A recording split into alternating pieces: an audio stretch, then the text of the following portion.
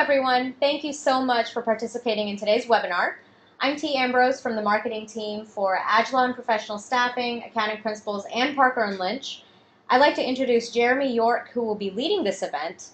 Jeremy is the lead consultant and president of Invigorate HR, and we are thrilled to have him here. Jeremy, before I turn this over to you, I want to remind everyone to please use the chat function on the webinar platform to send us your questions throughout the event. We will have a dedicated Q&A period after the presentation where Jeremy will have an opportunity to respond to your questions. I've now muted everyone's lines to prevent any background noise, and if you would all please mute your phones as well, we will ensure clear audio. Jeremy, I'm going to go ahead and turn this over to you. Just hit #6 and we're ready to get started. All right, thank you, T. Can you hear me okay? We sure can. Great. Well, welcome everyone to today's webinar on strategic employee onboarding. This is a great topic to be able to address. We've been talking about onboarding in the HR community and management community for quite some time, and it's a topic that really never gets old. We've still not quite perfected it yet because we still, have a tendency to use the word orientation synonymously with onboarding. But today we're going to talk about the strategic side of employee onboarding and why it's important. So first off, with our overview, I'd like to talk about, some statistics and perspectives on employee onboarding and just kind of set some background on, what people are doing out there, what employees say about it, onboarding, et cetera. And I think that'll help us be able to set the tone of today's webinar for us to learn about bullet point 2, the essential components of an effective employee onboarding program, which happen to be compliance, clarification, culture, and connection, or like we refer to it as the 4 C's of strategic onboarding. We're also going to discuss the short-term effects of employee onboarding, which is, the new employee adjustment, as well as the long-term impacts or effects, which is attitudes and behavior of onboarding, and how that really relates to employees getting up to speed, how it relates to the bottom line of the organization, and what that really means to us, not only from an HR standpoint, but just from an organizational standpoint. And then we're going to look at how to utilize new tools to provide coaching to support onboarding. And, if we have an onboarding program in place, we need to make sure that we are supporting it to the best of our abilities to be able to ensure that it's working, that it's effective, and that we're seeing the kinds of results from onboarding that we intended to see when we first created the program. So that's kind of where we're going to go today. So let's look at some statistics. These are stats that I think are really, really important to share as we look at the onboarding program overall and why we should have an onboarding program. So first bullet point says 50% of all senior outside hires fail within 18 months. So just think about that. If 50% of all senior outside hires fail in that 18-month period, think about what it looks like from more of our, regular employees. But also from a senior standpoint, if they're failing with 18 months, think about the importance of their role in the organization. Typically, these people are responsible for leading strategy or supporting strategy, being able to help the organization achieve its core business goals. So if these people are unsuccessful, it can be devastating to the organization overall. It can have great significant financial impacts. It can have impacts on jobs, whether or not people are either going to have jobs anymore if the company's not doing well financially. So, it's important that we are looking at onboarding across the board, not necessarily just with entry-level or regular employees, but any of our senior people about how to get them up to speed quickly. 50% of all hourly workers leave new jobs within the first 120 days. We like to refer to this as kind of our courtship period, if you will. During that first 120 days, employees are kind of making up their mind whether or not they really made a good decision in joining the team, whether or not they feel as if they're a fit or the organization is a fit for them. And so it's important during that 120 days that we're being able to have, good connectivity with the employees, because we spend so much time being able to recruit them. Think about just all the costs associated with running job ads, doing targeted searches, how much labor costs are for people who are the recruiters and the hiring managers who do interviews, anyone part of the HR team that does interviews. So we invest a lot in this particular hire before we even bring them on board. So once we do bring them on board, we have all the training costs and things like that associated with getting them acclimated to the role. So that's important for us to understand that, during that 120 days, we have to make a significant investment in that employee if we want them to be able to stick around. Also, 89% of new hires don't have the knowledge needed to hit the ground running. That's one of the things that I hear most from a lot of hiring managers is that they want someone to be able to come into the organization, into the role, to hit the ground running. Well, as the labor market becomes more competitive and we have a lot more folks that are, exiting the labor market because they're retiring, we have a lot more of the newer folks, the millennial generation coming into the workplace. They're not necessarily going to have all the skills that we need for them to be able to hit that ground running. So that means that we're going to have to make some investment in them through training and development. And we have to understand that.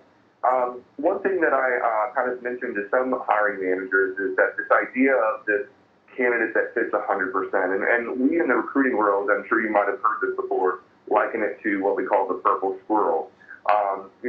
Most people have never seen a purple squirrel, and I say, why? Because it doesn't exist. And so it's the same kind of concept when we're trying to find a person who meets our job description 100%. I encourage managers to say, hey, if we can get there 70 or 80% of the way, we can train for the rest, but as long as they have the core components. And so that's what we have to know. And so our onboarding program has to be able to help them, get acclimated to the role, help them gain the skills that we need them to have to be successful so that they can be able to contribute to the role at a quicker pace. And lastly, it says 39% of managers are satisfied with their organization's integration efforts. That's a really low number when we think about, how managers think about getting people into the organization, what we do to make sure that they're onboarded. And so we want to make sure that that number is higher, and we need to involve people in the process overall. And we'll talk about some of that as we continue to explore, strategic employee onboarding. So what do new employees say about onboarding experiences? Onboarding was great, but when I went to my work area and realized none of it mattered now. So this really speaks to whether or not the onboarding program is truly in alignment with the realities of the organization. And if there's not an alignment without what's happening, then the employees are prepared for it when they get back to their job. My manager was so busy, I didn't even see him until my second week on the job. This is unfortunate, but it does happen. I've heard of these horror stories out there in organizations where managers aren't prepared. I was handed 4 product manuals and told to start reading. After 2 days, I wondered if I had made a mistake for this job. Again, this is where there was no engagement, no connectivity with the employee here during the onboarding process. And so you can tell that, after 2 days, this person said, hey, did I make a mistake coming here? Was this really what I signed up for? And employees are considering that, as we said, during that first 120 days. It's kind of a period of, we call it buyer's remorse. Whether or not, when we go out and make a big purchase, sometimes we think, should I really have done that, or did I really need this? It's the same thing when employees come into a job. During that 120 days, they're having that period of buyer's remorse. I had to figure everything out on my own. No one showed me how to access voicemail, email, where the restrooms were, etc. And believe it or not, while this may seem very, very unimportant to you as a hiring manager or the person who's conducting onboarding, it's extremely important to the employee because it makes them feel important. It means that you plan for them. You were thinking about them. You were taking time for them. It's about the message it sends. I like to share a story about where I worked for a company one time where I went in and started. And during that period of time, for the first 2 weeks, I basically did not have a computer. My computer was not ready. They weren't prepared for me when I came. And that definitely set the stage for me as my employment relationship with that particular employer. Needless to say, I was only there for a short period of time, just about 9 months, because, it was very indicative of the overall experience within the organization. So again, it's important that we plan for this new employee's arrival and that we have things ready for them overall. So when you look at these things and you hear about what employees say, you kind of ask yourself, what can we do to really improve? What can we do to make our program better and make sure that it's really being effective. And part of that is increasing job satisfaction. And so what we're trying to do is we want to jumpstart that employee relationship. We want to make sure that they're feeling connected to the organization. We want to increase performance by clarifying delivery expectations and objectives. We want to make sure that they know what we are expecting from them during the onboarding period, but also from them working in their job as well. This is really important because if we can set the expectations, then they can work toward those and hopefully be able to realize success a lot faster. We also want to eradicate turnover, and this means that we've got to provide support through feedback, coaching, and follow-up. We have to be able to support the onboarding process because if we don't, then that employee is not going to feel as if it really mattered, or they're going to feel left out, or they're going to continue to have that buyer's remorse. And they're going to leave, as we saw in our statistics earlier. We don't want those people to leave after we spent so much time, energy, effort, and money on making sure that they were the right choice for us and bringing them into the organization. So how do we go about and how do we do this? How do we improve and increase job satisfaction and job performance and help eradicate turnover? Well, it's all about our approach, the way that we look at, onboarding. And so strategic onboarding is more than basic employee orientation. It's more of a forward-thinking approach. It's not about what we have to do right now, but it's about the impact that we're going to be having throughout the whole onboarding program for the employee. Yes, we have to go through and review basic legal and policy-related information, and most of you are probably doing that now through, a basic orientation. But we have to make sure that we acclimate employees to company processes as they relate to these particular areas. We also want this to be a time where we equip new hires with the knowledge, skills, tools, and training that is required for them to be successful in their new position. It's not just about doing a data dump, if you will, of information, but being able to help them really be successful and get acclimated to their role. And we also want to review company values, their behaviors, and performance objectives that the company embraces. That helps us to be able to take a really strong look at how we get that person connected. We also have to introduce that person to company culture and organizational norms. We've got to immerse them in the organization's personality because they have to know how it works. An organization, even though it's not a person, it's made up of people, and it is a living and breathing thing. So therefore, we have particular organizations have particular personalities and things that we have to help employees be able to learn. We also have to help establish a solid employee relationship. And how do we do that? That's by welcoming new hires and creating an environment that is full of mutual trust and respect, where we're able to help them help us, where we're able to meet them where they're at currently and help them get trained and develop them to be 100%, so that we can see them realizing success in their jobs faster. And like I said, we want to minimize the amount of time it takes for that new hire to fully contribute to the work groups. The faster that we can get them involved and get them up to speed, the faster they can be 100% productive, and the more value they're being able to contribute to the organization overall. So earlier I mentioned in our approach the 4 C's of onboarding, and that's what we're really going to talk about. And those 4 C's, again, starts with compliance, and that's the foundational element of the onboarding program. That's where we look at some of the basics. Then we build on that through clarification of roles, through immersion in culture and helping people understand that, and through getting connected overall. It's these 4 steps that a lot of employers and organizations don't necessarily, get. They might get maybe steps 1 or 2, and sometimes they get 3, but sometimes, and many times they're lacking 4. So we're going to talk about that and how important it is to make sure that your onboarding program, includes all 4 components. So let's talk about the foundation, compliance. This is where we do a basic review of all the legal and policy-related regulations. These are things like your tax forms. These are things like your I-9 forms. These are going to be things like maybe getting payroll set up, talking through benefit and new hire forms. This is also where we probably will give them the employee handbook and any other kind of supplemental materials that they need to learn about company policies and procedures, how they should handle X, Y, and Z while they're at work, and just get them familiarized with just kind of basic operating procedures within that. A lot of times, this is what we really refer to as an orientation, where we get people kind of, just the basics covered during this first foundational stage. But we have to make sure that we're moving forward and we build on that to continue to help build that relationship and strengthen the connectivity. And that leads us to the second component, which is clarification. This is where we're educating employees by helping them understand, the job, what the job expectations are, how they should work with their work groups, how they should interact with customers or clients, what they should be doing to make sure that you as a manager are connected. That's all part of it.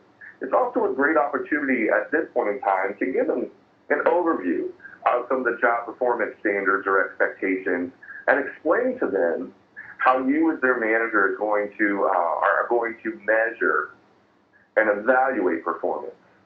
What performance goals are they expected to hit?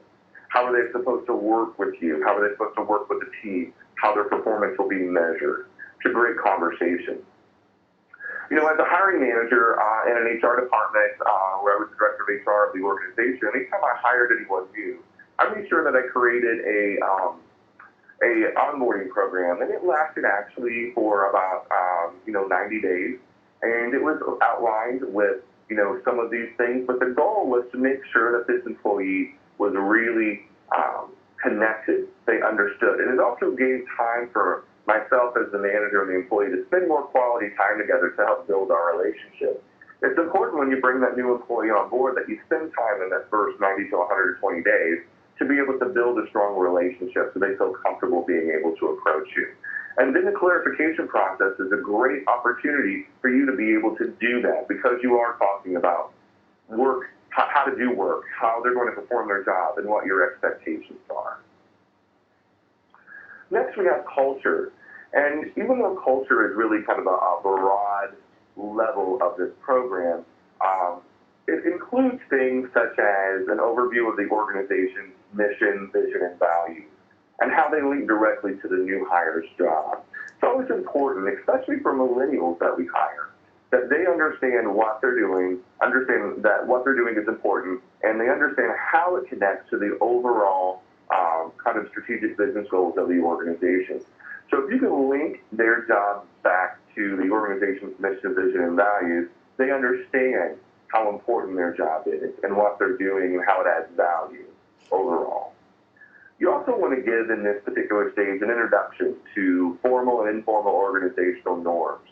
And so that's including any kind of unspoken rules or policies that may exist, and we all have them in organizations where we work. I have a funny story about this, and I worked for an organization one time that they didn't allow you to make microwave popcorn into the break room. Someone apparently had served popcorn one time, and it released this horrible odor into the offices, and people didn't like it, so they said, well, we're going to ban microwave popcorn. Well, they hired someone new, and within her first week, she decided she was going to make herself a snack, and so she brought microwave popcorn, made it in the microwave in the break room, and of course, as you know, if you've been around popcorn, you know that popcorn odor just kind of just floats throughout every open space. And so she made her popcorn, and she had the bag, and she was walking through the office going back to her desk, and people were just looking at her. People were just like, oh my gosh, I can't believe she just made popcorn. But no one told her that that was something she should not do. It was not a policy. It was not written down. It was an unspoken kind of rule that existed in the office.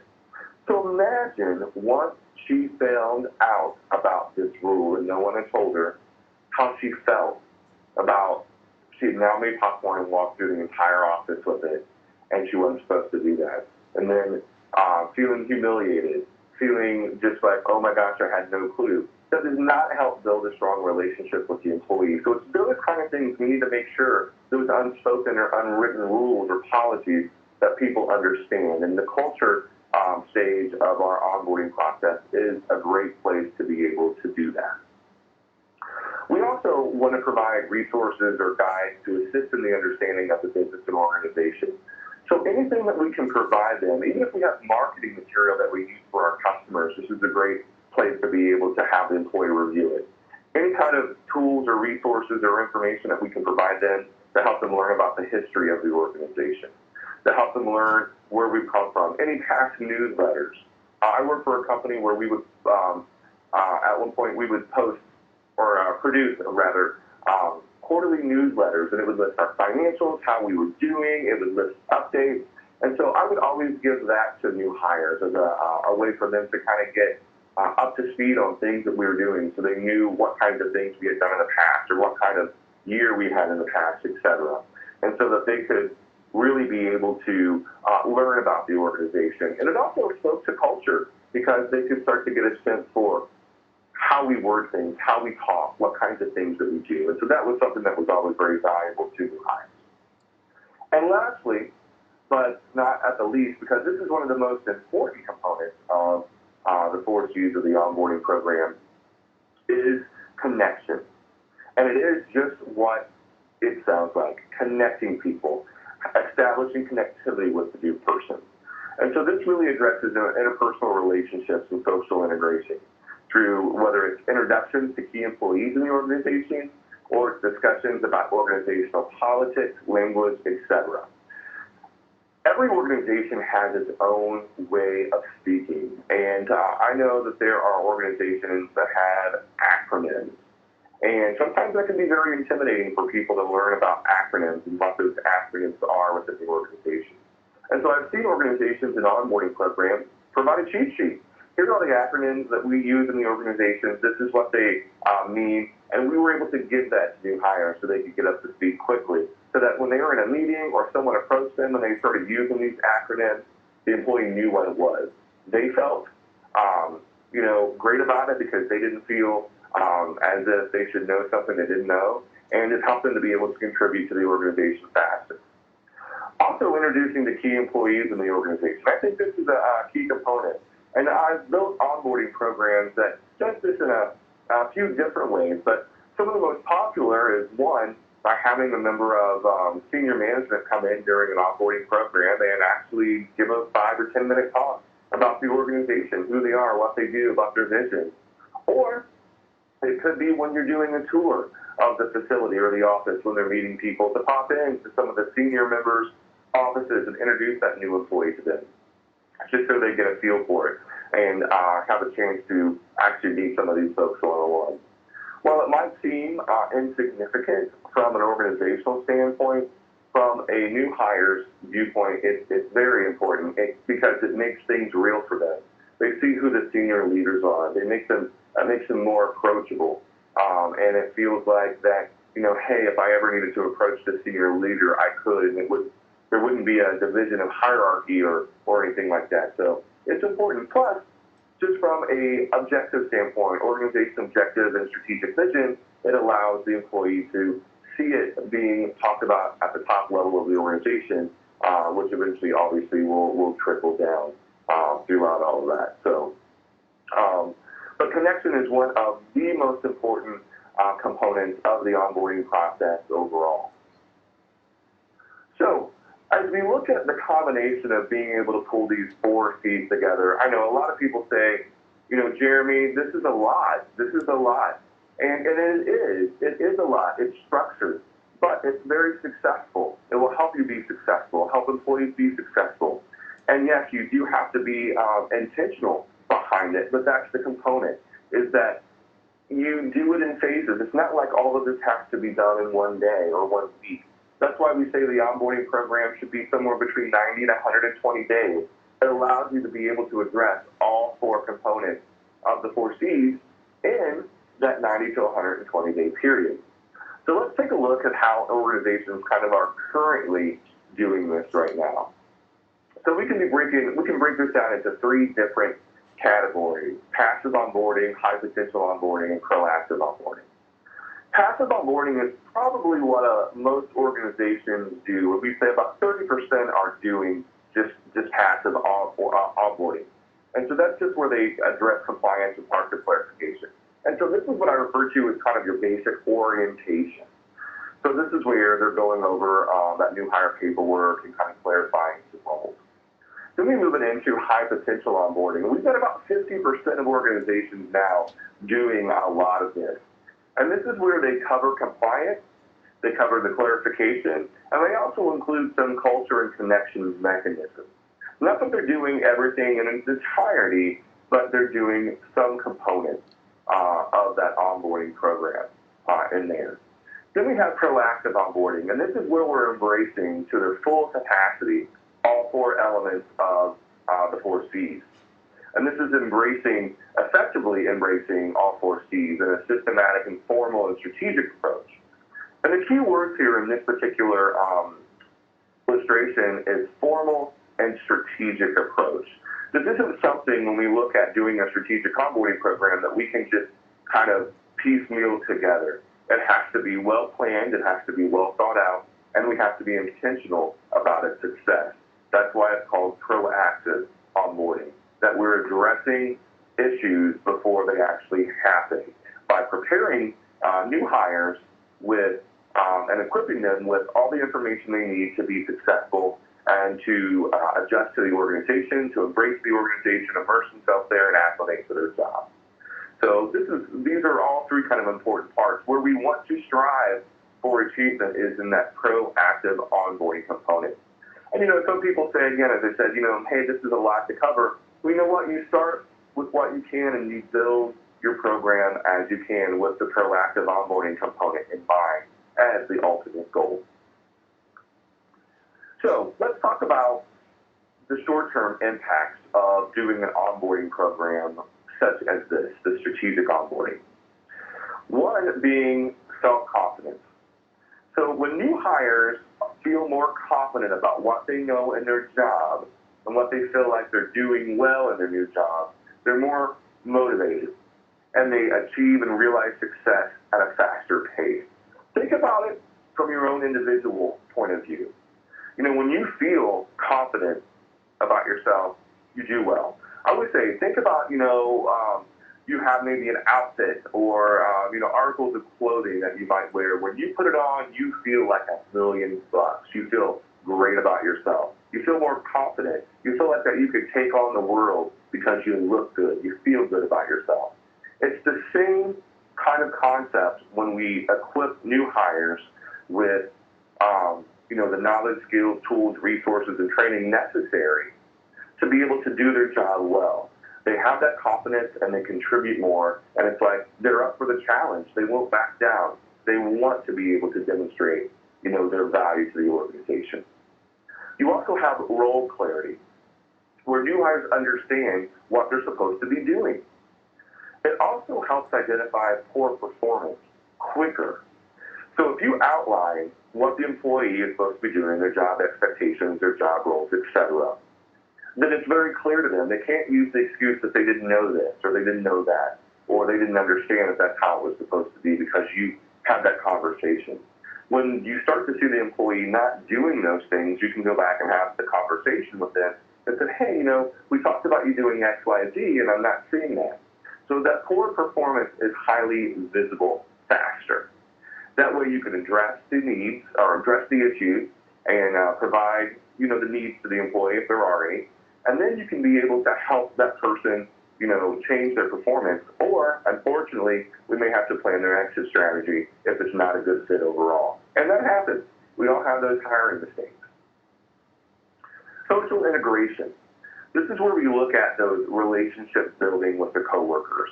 So this is where we help employees, through this short-term impact, build stronger relationships with their coworkers, which fosters commitment and loyalty. When you think about, some of the Gallup questions, and one of the questions is, do I have a best friend at work?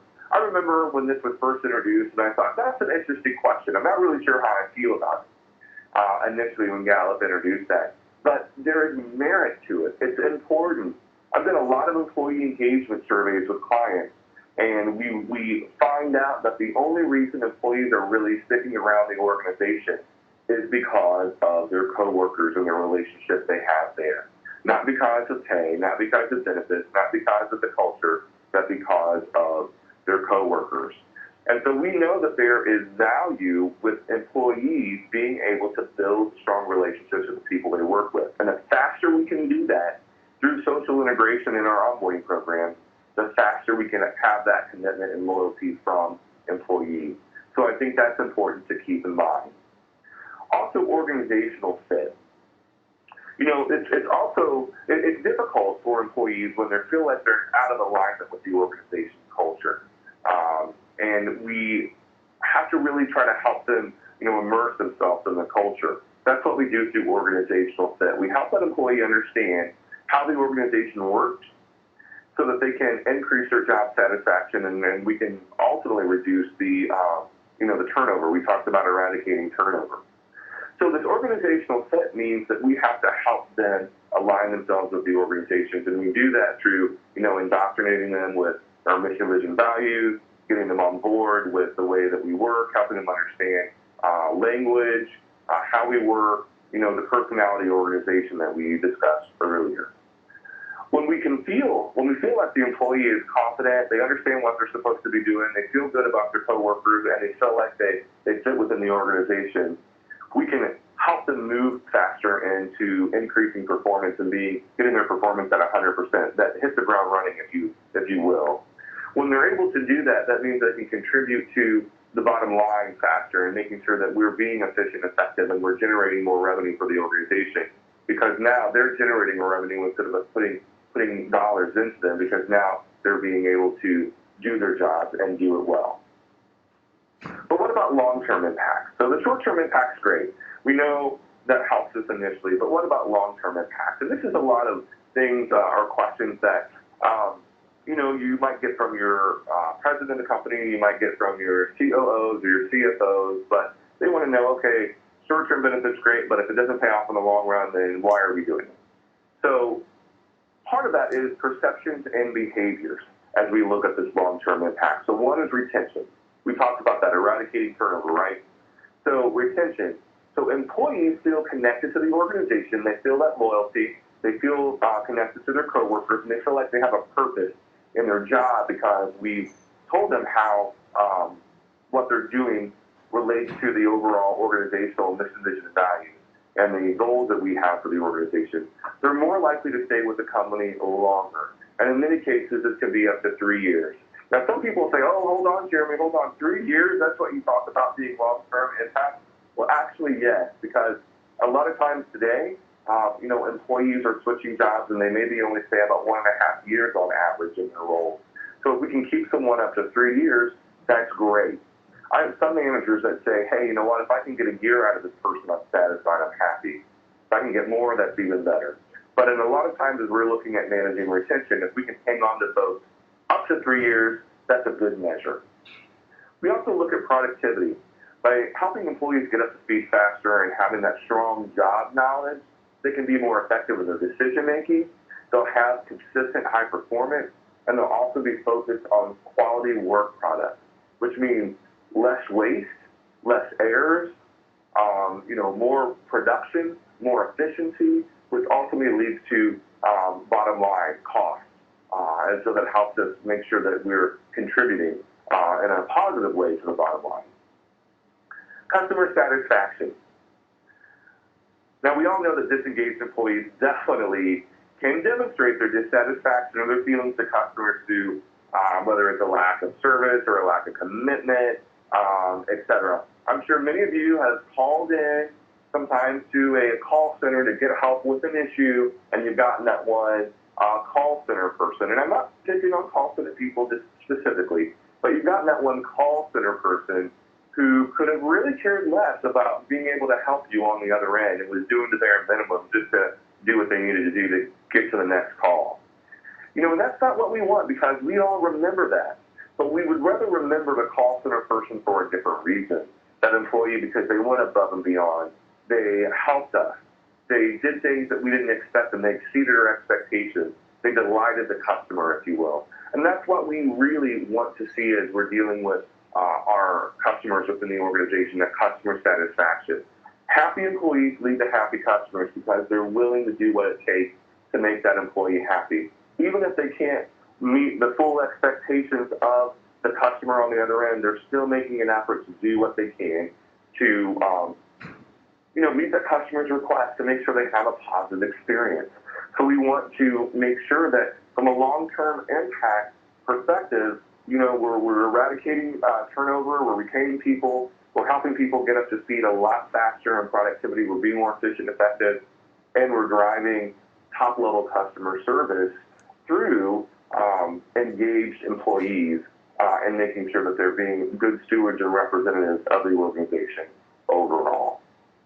So, what does all this really mean to you and as a new hire? And what does it mean that you should be doing if you're a new hire? We've talked a lot about this onboarding session from the perspective of the organization or the hiring manager, but there are people, some of you, that are new hires in an organization or going to be, you might be switching a job. So what should you do as a candidate or a potential new hire to get the most out of your onboarding plan?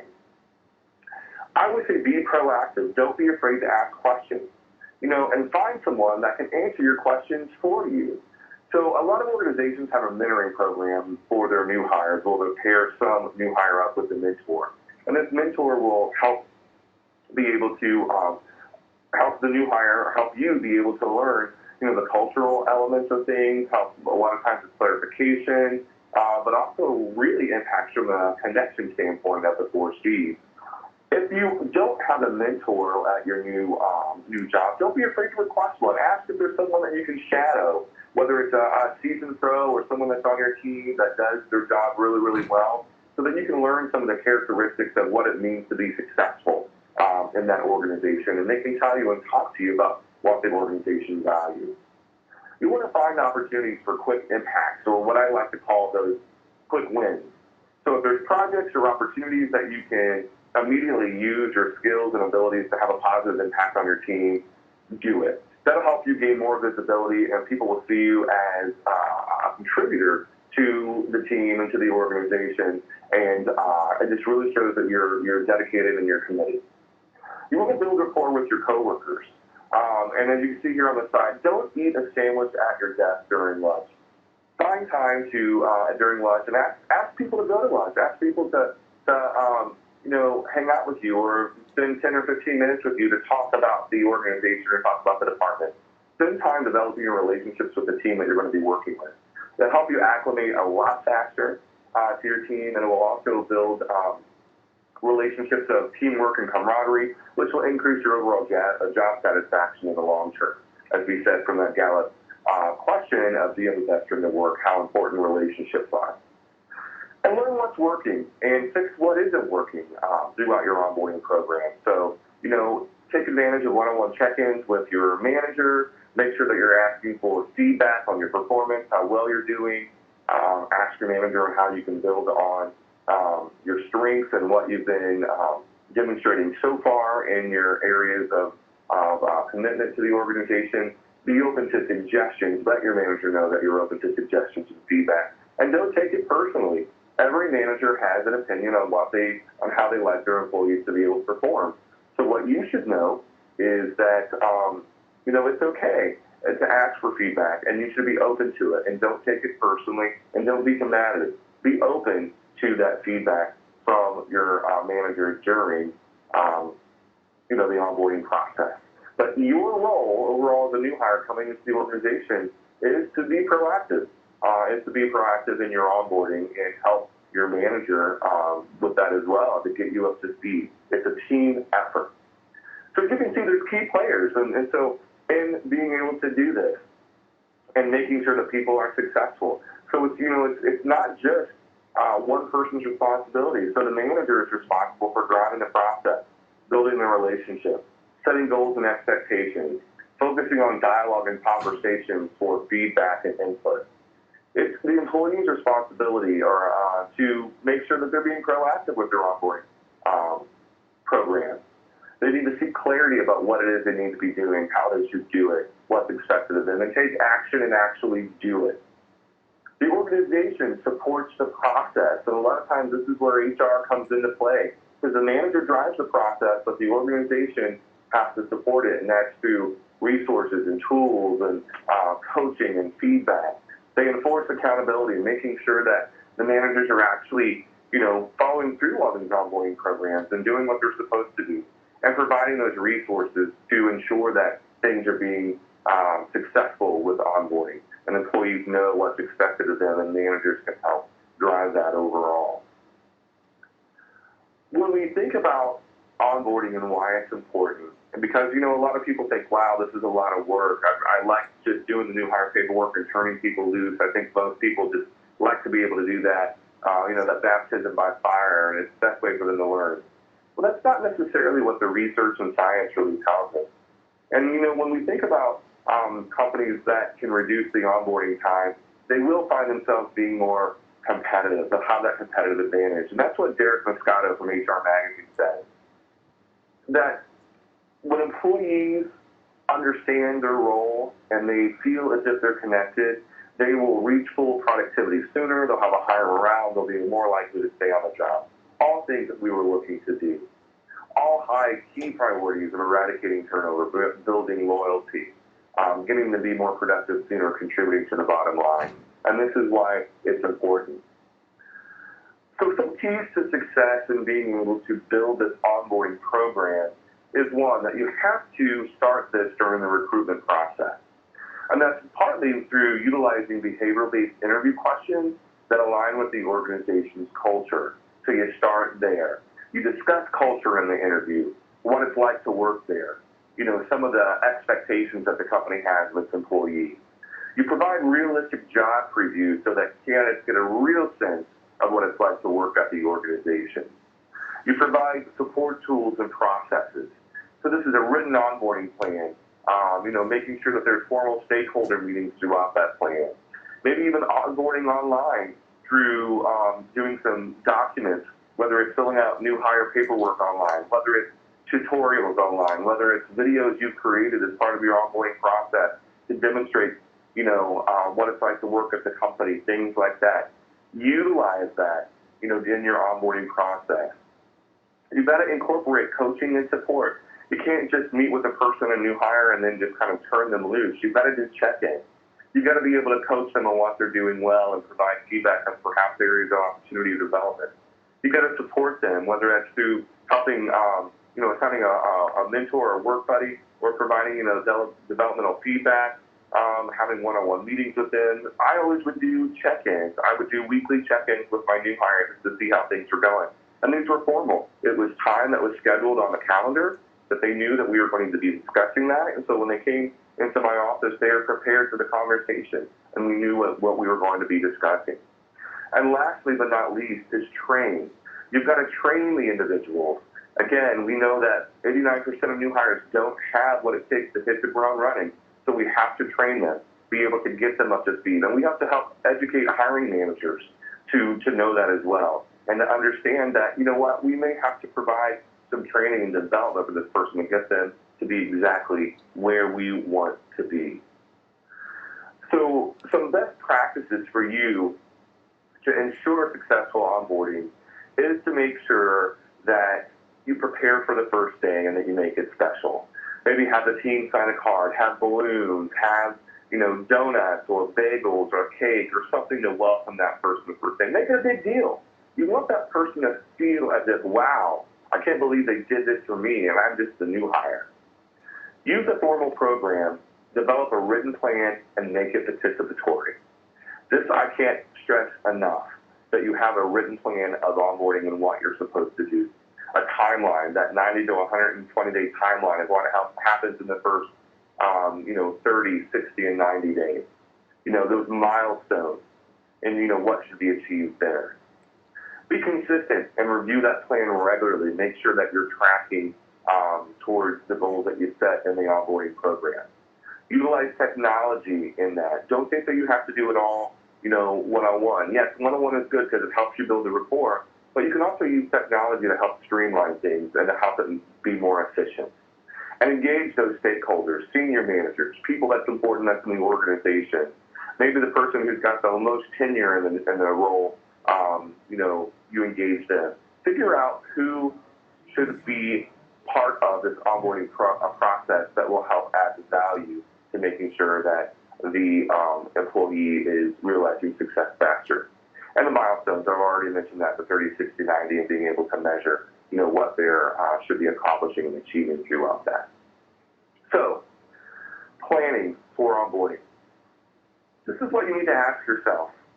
Currently, look at your onboarding programs and say, what can you do to make your onboarding program better?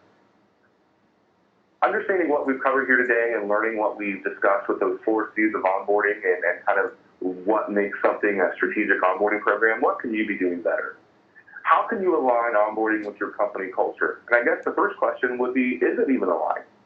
And if it isn't, how can you align it? If it is, how can you better align it? What can you do to just continue to make that even more in alignment as you bring new people on board? What was one thing that you can implement immediately? What's something that you can take those quick wins or that low-hanging fruit to be able to implement in your onboarding process and program to say, okay, we can implement this ASAP and do this and to help add value to what we do, something that you can do immediately. These are all things just to kind of get you, have you put your thinking caps on and to get you just trying to identify how you can, make things better on your onboarding program and being able to help employees get up to speed faster and help realize success for that employee overall and build retention, loyalty, and strong relationships with those folks. So at this point, that really kind of concludes our webinar. I hope that you found this to be very helpful, and hopefully this is some new material or some new information or some tidbits that you can take away that perhaps you didn't know before. And so I am opening up the questions, the floor for questions now, and I'm going to turn it back over to T. Great. Thank you so much, Jeremy. We actually got some really great questions throughout the presentation. So I'm going to pull a few here. The first one, so do you find that certain industries have higher turnover rates than others? So for example, healthcare versus technology or other examples like that? Absolutely. A lot of industries do have a higher turnover rate than others. For example, healthcare is one where the turnover rates tend to be very, very high. And that's because, one, there's a shortage of people to fulfill those particular jobs, when there are openings. And two, is that in that industry, a lot of people will move jobs for a simple 15-cent, 20-cent raise per hour. So it's important to look at, when you're building an onboarding program for organizations, that you really try to be proactive in building the relationship standpoint. We know that's important. So we don't want these people to leave. So we need to be able to build a strong culture and have, as we're getting people acclimated to the roles, to be able to build a connection with coworkers, etc. I think as we refer back to the Gallup question for do I have a best friend at work, that's one thing to be able to help establish those relationships to build loyalty and to help retain employees overall. Because, if the employee feels like they're being compensated at a fair wage, but they are really, really connected to the organization, they feel like the organization is a place that they are loyal to, they love the people they work with, etc., 10, 15, 20 cents on the hour isn't going to make that much of a difference to those individuals. So we have to kind of think about it from a backward standpoint, is that, yeah, if we can increase their pay and we are able to do that, that's great. But why is it they're really leaving and be able to build that connectivity between the employee and the organization overall? Same thing for working in the call centers. People who work in call centers, they have a real high turnover rate just because of the level of stress. It's a difficult job when you're dealing with problems all day. But one way that you can kind of combat that is being able to build a strong culture and build relationships and have people really feeling loyal to their coworkers and the organization overall. And part of that, it's much more than an onboarding program, but the onboarding program can certainly set the stage for that for us. Great, thank you. So moving on to our next question. If you realize during the onboarding process that the new hire is really not a great fit, do you continue with the onboarding and address the concerns? What are your recommendations? I would say absolutely, because you don't know at this particular point in time typically why this person is maybe not performing quite as well. So you have to understand, is it a training issue? Do they not have all the resources? Were the expectations not clear? that's why it's important if you follow the 4 C's of the onboarding process we talked about here today. That will help you make sure that things are very clear. And as I said earlier, it will help you realize that someone's a poor performer, and you see that a lot faster. So I would say that I would continue the process, but I would understand, what the issues for perhaps the less than stellar performance we're seeing from that person, and then decide, okay, is it training, is it resources, is it tools, and give them everything that they need. If we still continue to have issues with that, I would say at that point in time, we may need to look at that it just may not be a good fit, and we may need to look at, at planning an exit strategy for that particular person. But I would definitely make sure that I exhausted all of our resources to ensure that we've done everything to help that person be successful throughout the process. Great. Great answer. Thank you. I think we have time for one more question. This is a pretty specific one. So how can we ensure a connection when onboarding a new hire in a small remote office where they have limited interaction with employees at HQ? Great question. And in the workforce today, that's really hard because, so many places or so many organizations allow telecommuting or they're hiring people across the country, and it can be difficult. But there are ways that you can be able to establish that connectivity, if you will, overall. And one way is to be able to do that utilizing technology. I know we love to use emails, but emails are not always personal. So one, you can pick up the phone and maybe have a conversation with those folks. The other thing that I recommend that I think works very well is to do video chat. And whenever you want to have a meeting or something like that, you could do video chat with the person. You can actually see them, even though they're not physically there in the room with you, but it's like they are. One thing that I did as a manager that I had folks that were in remote locations is that when we would have meetings, I wouldn't do conference calls. I did video chat. And it really worked well for us because we got to see each other on a weekly basis. Even though they weren't physically there, it was like they were, and we could joke. They could see my facial expressions. I could see theirs, and a lot of those nonverbals that we're not able to get through email kind of come through in those video chats, and that's part of building that relationship with folks to be able to do that. I've also recommended and worked with clients to where, sometimes the people that are remote, they miss some of the fun things that we do from an interaction standpoint, where we might bring donuts or bagels or something like that into the office, or coffee, etc. So we would send like a Starbucks gift card out to their location just to say, hey, we realize you're out there, you're not here, you don't get to participate in some of the fun things, but we're recognizing you, and we would send out gift cards on a monthly basis out there just to help keep them engaged, let them know that we were thinking about them. And lastly, it's just being very intentional about including them in everything. It's easy to forget about people that are on an away team versus the people that are on a home team. And so you've got to be very intentional about including them in meetings, even if it's just a chat where you might pull your staff in and you want to chat about something really quickly. Maybe you need to pick up the phone and pick up the phone and teleconference that person in so they can be part of that discussion, even though it might be impromptu. So I think those are all ways that you can do that, but it is definitely a challenge, and it becomes more of a challenge as we see more of the workforce telecommuting today. Wonderful. Jeremy, thank you so much. We are just about out of time.